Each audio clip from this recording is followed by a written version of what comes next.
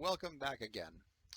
In our last lesson, we took a look at binomial distributions, and we talked about things like repeated Bernoulli trials, meaning that our individual trials had to be identical, independent, and have only two outcomes, success or failure. And we saw that we could solve questions like, if I do an experiment 20 times, what's the probability I'll get 5 successes? And that's what binomial distributions solved. Today we're going to take a look at geometric distributions, more commonly just known as waiting times. The difference between this and the binomial, let's start off actually with their similarities. Their similarities is they have the same criteria. They have the idea of you must meet the repeated Bernoulli trials, and despite the fact that I just said it, I'll say it again. The three criteria for repeated Bernoulli trial are identical trials, independent trials, and outcomes have two possibilities, success or failure. Okay, so that's what they have in common. What makes waiting times different is a binomial distribution says I'm doing the experiment a known number of times and I want to know the probability of getting a certain number of successes. Waiting time says I'm going to do the experiment an unknown number of times until I finally get my first success. So that's the major difference between them. Binomial, known number of trials, looking for number of successes. Waiting time, known number of successes, 1, unknown number of trials. So this is where these geometric distributions or waiting time come in. Now the equation for it is right there. The variables Q and P mean the exact same thing they did in the last lesson. P is the probability of success, Q is the probability of failure. I'm not using x equals x this time. This is the only distribution that I give it a specific variable. And it's because unlike the others where I could define success as number of heads and use an H, or the number of true answers on a true false quiz and call it T, when it comes to waiting times, I'm always looking for the probability of the number of failures I'm going to get before getting my first success. And because I'm always looking for number of failures, I'm going to use F instead of X. And it will pretty much always be F. You may find references in the book or possibly even in some of my notes with X's and stuff, but I prefer to use the F as the generic variable here. Okay, so if I compare that equation, the probability that F equals Q to the F, P to the F, you'll notice that it's a little bit different. This one right here is a little bit different than this one. Obviously, it's a different equation. It's a different distribution. But let's look at the similarities and differences in the equations. The geometric distribution, the waiting time, doesn't have a combination at the beginning. Well, the combination at the beginning told us where the successes occur. We don't need that here. We know where the success occurs. It's the last thing we do. We keep going until we get success.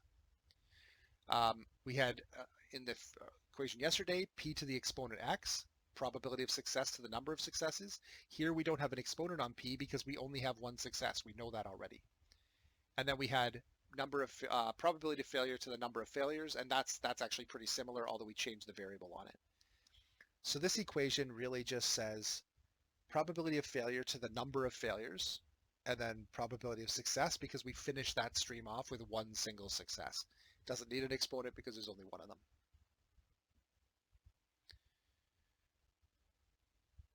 The expected value equation on this one. Now, I'm not even going to try and logic how to come up with this, but I will point out that after we've done a couple questions, especially ones that are kind of obvious, like rolling dice or flipping coins, I think this will make sense.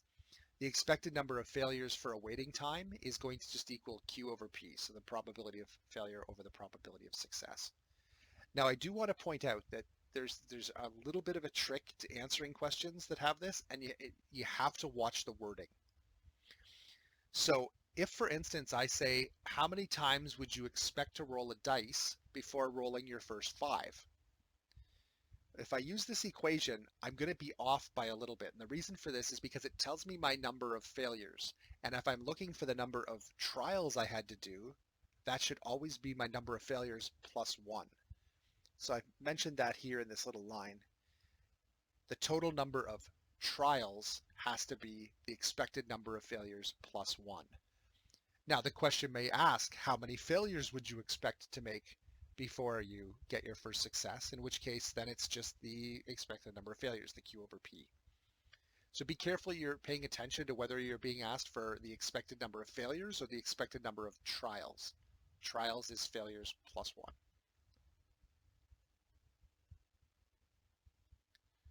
Let's start jumping into examples right away. When rolling a standard six-sided dice. Oh, by the way, I do realize dice is plural and die is singular, but die just seems so violent to me. So I just always call them dice, whether they're singular or plural. I'm breaking English rules in the name of love, in the name of peace. So it's okay.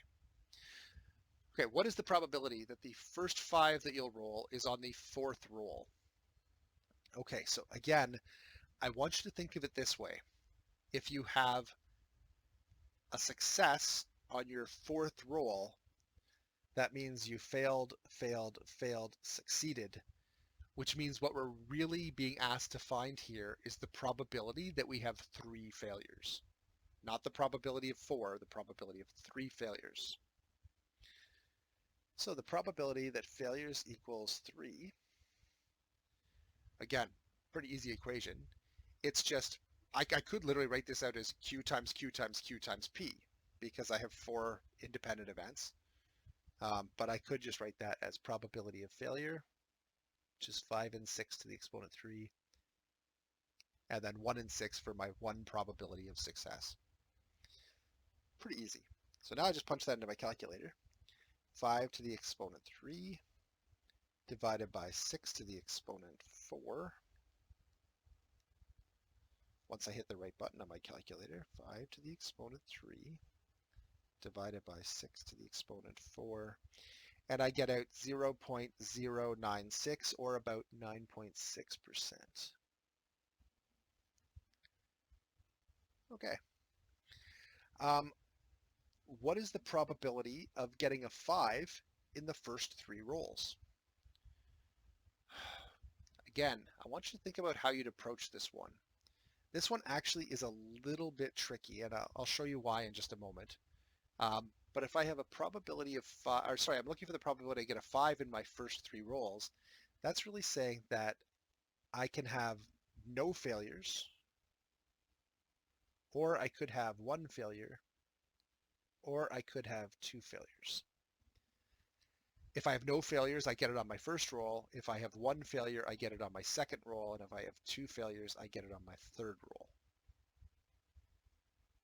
Okay, let's actually evaluate that. Now this one is just going to be 5, 6 to the 0 times 1, 6 plus 5, 6 to the 1 times 1, 6 plus 5, 6 squared times 1, 6. Now, I'm going to show you a little bit of a trick here, and it's just a way of speeding things up. Not that you can't continue to evaluate this the same way you always would have, but that first one is just 1/6. The second one, all I'm doing is multiplying that by 5/6. So now it's just 5 over 36. And the next one is multiplying by another 5/6. So that one's just going to be 25. Ooh, what did I just write there? Why? Ooh, oh, everything's going wrong on me. There we are. All I wanted to do was switch to an eraser. Okay, sorry, that should be 36, not 316. And then 36 times 6 is 216. Okay, so it's a little bit faster actually to calculate these either manually or to use the number you already have in your calculator and just multiply by Q one more time. Okay, so 1/6 plus 5/36 plus 25 2/16 is 42.1%.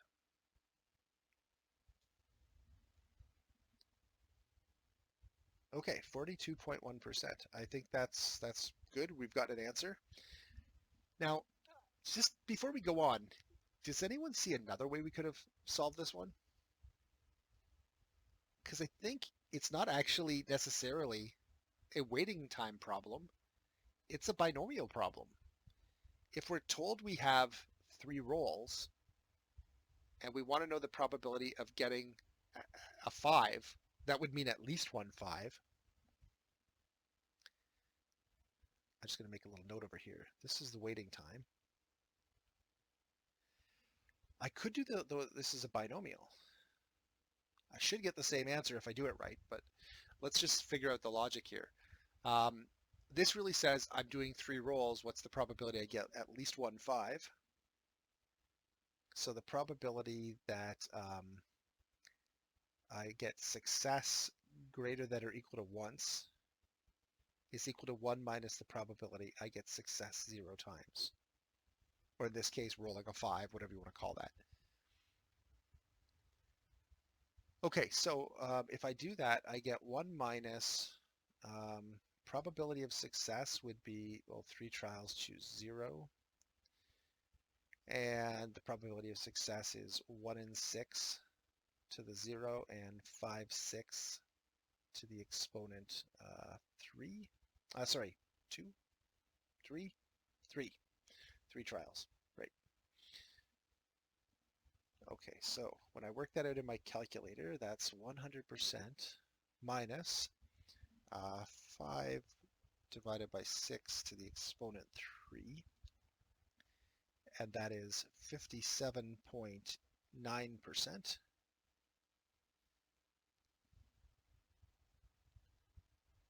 And that, of course, would be 42.1%. Okay, so the interesting thing here is that you could actually approach this problem in different ways. You could approach it as a binomial distribution problem by saying, I have a known number of rolls and I'm looking for the probability of getting a certain number of successes, in this case at least one. Or I could look at it as a waiting time problem and say that I'm looking for the probability that I either fail 0 times, 1 time, or 2 times. Same answer either way. And this is the kind of idea that I've been mentioning where if your brain sees it one way, go with it. There was nothing in this question that said to use waiting times. I did because that's what the lesson is on, and it's kind of where I was trying to head with it. But even I made this question up as a waiting time problem, and I realized after I wrote it, I'm like, well, this is just a binomial problem. So there often is more than one way to tackle these problems. And unless it tells you specifically which way to use, feel free to use whatever method you've got. Please do not use the method of ask someone else to do it for you. That method does not count. Although I guess if I'm telling you that halfway through the last unit, it's a little late. Yeah, anyway. Okay, which roll would you expect to be your first 5? Okay, so if I do my expected value here, my expected number of failures, that's just Q over P. So in this case, 5/6 divided by 1/6, which is 5. So that's my expected number of failures. And so from that, I'm going to say my 6th roll.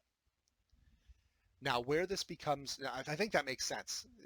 If you're looking for a specific roll on a 6-sided die, you'd probably expect to roll it about 6 times to get it. If you want to get it twice, you'd probably expect to roll it about 12 times, and so on. Where this becomes awkward, and students often make a little mistake, is when the number of failures, the expected number of failures, is not a whole number. So if the expected number of failures was 4.6, then the number of expected rolls would be the, what did I say, 4.6? 5.6th roll, which grammatically is weird. And people always want to round off. These are averages. You don't round off. So for instance, if I'm flipping a coin, the expected number of heads I get would be half. I can't just round that off and say, well, on average, I expect to get 1 head per flip. Like, don't round. That rounding is horrible with these. I mean, round to as many decimal places as is reasonable, but don't round up or down to a whole number. It's one of the few places where I will deduct a mark if you round off to a whole number inappropriately. So please don't do that. All right. You roll a pair of dice trying to get a sum of at least 10.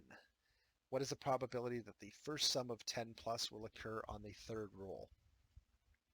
Okay, again, I could make a dice table here to try and show you what the probability is of getting, that's not even the right number of lines, what the probability is of getting a 10 plus, but I can kind of just mentally remind myself that 10 plus, well, the bottom corner is a 12, those are 11s, and these are 10s. So without even doing a further calculation, I think I can see my probability of getting a number, a sum of at least 10 is going to be 6 out of 36, which is 1 out of 6. By the way, this 1 out of 6 on dice is a ridiculous coincidence that keeps coming up over and over again. 1 out of 6 is the probability of rolling any given number on a single die. It's the probability of rolling doubles with 2 dies. It's the probability of getting a sum of 10 or greater with 2 dice. Like it just keeps coming up, this 1/6. So almost everything ends up being 1/6. Probability of rolling a 7 is 1/6. Anyway, with probability that the first sum of 10 plus will occur on the third roll, just a reminder that the third roll means 2 fails. Honestly, this is the trickiest part with these, is interpreting the number of failures that you're looking for. So we're looking for the probability that the number of fails is 2. We know the probability of failing is 5 and 6. And we know the probability of succeeding is 1 and 6. Okay, so that's actually just 25 over 216. Not that we needed to do that, you could just punch directly into your calculator. And you get out 11.6%.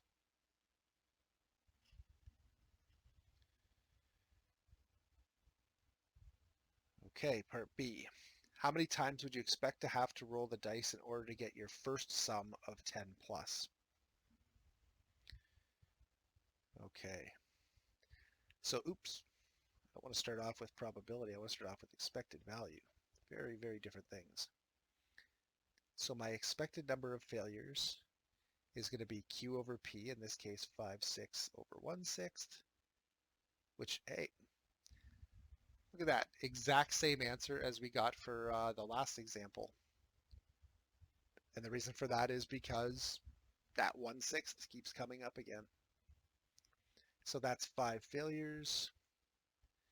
And since the question is asking us the how many times we'd have to roll the dice to get a sum, that means how many actual trials. So that would be 6th roll.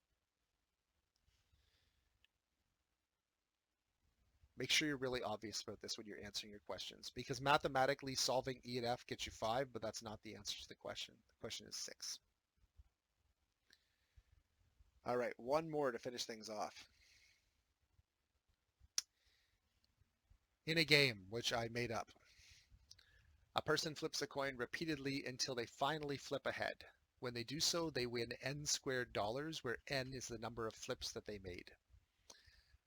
So the idea here is you flip a coin. If it's a head, you win 1 squared dollar, so $1, because it was on your first flip. If you get a tail and then you flip a head, that was on your second, you'll win $4. If you get a tail and a head on the third, then you win 3 squared $9, and so on. What is the probability that the player winning $25 in a single play? Now, this one specifically says $25. It doesn't say at least or at most. It just says 25 exactly. And this is where we have to do a little bit of interpretation. $25 means you got a head on the 5th roll because you win n squared dollars. So that means we have 4 failures. Okay, so the question is really just asking us, what's the probability of getting 4 failures?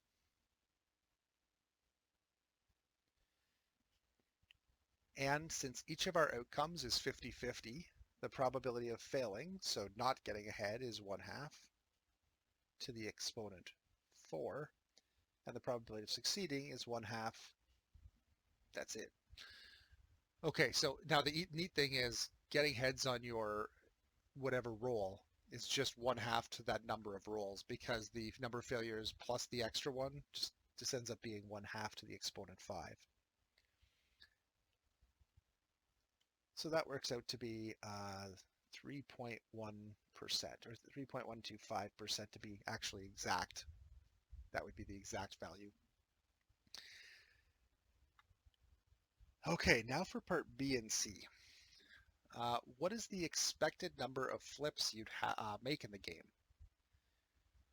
Well, the expected number of flips that we'd make,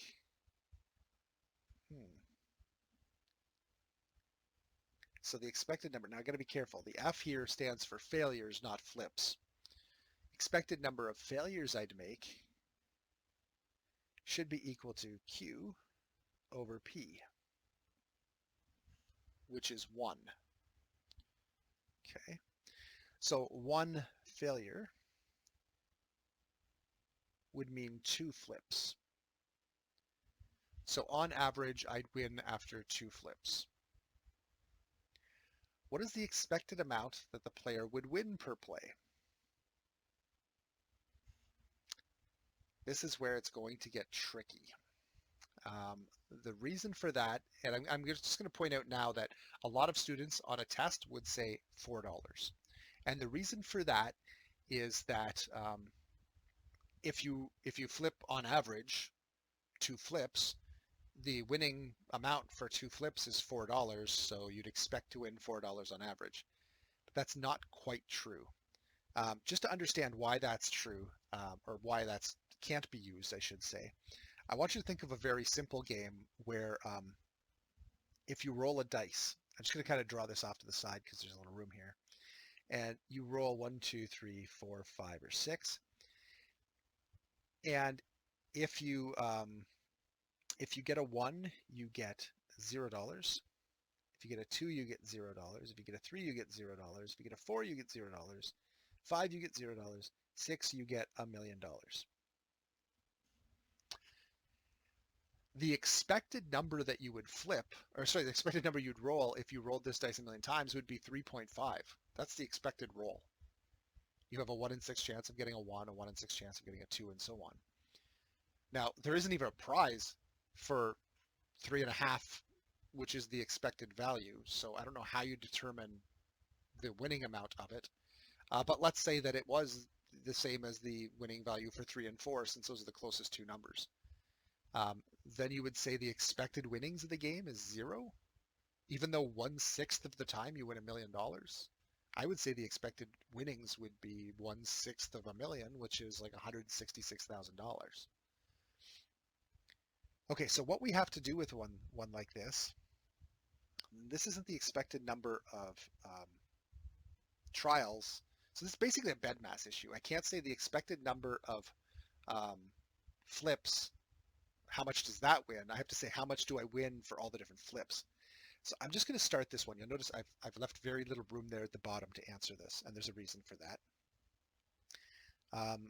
The expected amount of winnings, I actually have to go back to the original equation that I used for expected value and say, what are the possible amounts I can win, and what is the probability of winning them? So I can win $1, which is basically when I flip once, and that's going to happen 50% of the time. Or I could win $4 if I win on my second flip. That's going to happen 25% of the time. And now each of the numbers, the amounts that I could win, the 1 and the 4, are going to go up as a square, and the probability is just going to keep multiplying by 1/2 each time. So this is going to be 9 times 0.125, 16 times 0.0625, and then the next one would be 5 squared is 25, and that would be half of that, 0.03125. And here's a problem. The problem is that we don't know where to stop this, because technically you might not win until you're like 7 millionth roll or 7 millionth flip, and there is no real way to calculate that. Now, I've only done the first 1, 2, 3, 4, 5 terms, but if I add those up, if I add up those 0.5, plus 4 times 0.25 plus 9 times 0.125 plus 16 times 0.0625 plus 25 times 0.03125. I'm at $4.40, about $4.41 actually, plus more. So the question is this going to be an infinite number? Because I'm adding up an infinite number of numbers and all of them are adding. So this number should keep getting bigger and bigger and bigger. Does that happen? Okay, I'm going to just stop here for 1 second. I'm going to switch over to a little spreadsheet that I made and we'll see what happens. Okay, so here's a little spreadsheet I made, and I'll just walk you through it. Now, this doesn't actually answer the question that we're talking about there. I just want to show you how I set it up. This shows the number of flips, 1, 2, 3, 4, 5. This shows the probability of getting that number of flips. So all I did was each time it's just multiplying by 0.5 over the previous result. So that's pretty simple. Those are all the numbers we got. And this is our n times our probability that n equals n. So basically what this is saying is if we were calculating our expected value of fails manually, expected number of fails manually, then I would just be adding all of these together, multiplying this times this and adding all those. Now here I don't have to add 1 because I'm actually doing this the proper way. This is the expected number of trials. And I get the same answer that I got when I was, by the way, I did this for, I think 100. Yeah, 100, up to 100 flips. I think you can see what's happening after 100 flips is that, yes, it's technically adding on, but it's adding on basically down the next decimal place. So there's something neat that happens here. I'll just do this manually. Oops, let me add on one more here. I don't know why I'm really going to a sheet for this, other than this is easier than going back and writing. But here's a number, 0.9, and I'm going to add to it 0.09, and I'm going to add to it 0.009, and I'm going to add to it 0.0009. And what you'll see is even though I keep adding on more and more numbers, this number is never going to get bigger than 1. I can keep adding on that same pattern over and over again, and it's going to approach this, but it's not actually going to work. Now, I think I actually will switch over and draw a neat little picture for a second because it's interesting, if nothing else. It has to do with adding up an infinite number of terms. So there's a summation that says, what happens if I add up 1/2 plus a half of a half plus a half of a half of a half, and so on. So I just keep going with those forever and ever and ever. And the answer is it's actually equal to 1. It's actually equal to exactly 1. So this is actually the sum of, from I equals 1 to infinity, of 1/2 to the exponent I. Turns out to be 1. Even though it's an infinite sum, even though I keep adding more numbers, it'll actually total just an exact value. And I'll draw a picture to explain why that's true. Let's say that this is a 1 by 1 box, so it has an area of 1. Well, if I do half, which is the first term, and then I add a quarter, which is half of a half, that's the second term, and then I add an eighth, which is half of a half of a half, so I add that, and then I add that, and then I add that, and then that, and then that, and then that, and then that, and then that, and then that, and then that. I think you can see I can do this forever. And what I'm doing is I'm essentially filling in that box. So the total sum of that entire thing, even though it's an infinite sum, an infinite number of numbers, it does actually reach a finite total. Okay, so this is a very long-winded way of talking about what I was trying to explain over here. Um, by the way, this is not something that I would ever expect you to solve using anything other than technology. But here what I did is I set up, using technology, the probability of winning any given amount and the amount you win. So the expected amount of winnings, not to be confused with the expected number of trials, is going to be the amounts that I can win times the probability that I win them. So there's a 50% chance, a 50% chance that I'll win $1, 25% chance I'll win 4, and so on. So this is as far as we got. We got down to 5 manually. I kept going for a while.